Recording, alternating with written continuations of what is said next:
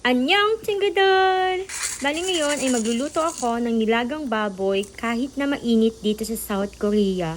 Matagal ko na itong cravings guys and madalas akong nakakapanood sa mga reels, mga videos about sa nilagang baboy kaya hindi ko na po talaga napigilan ng aking sarili.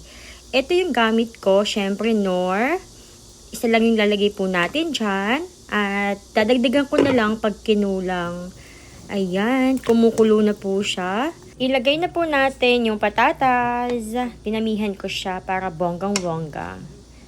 At isunod na natin yung repolyo. Dinamihan ko din to para madaming vegetable.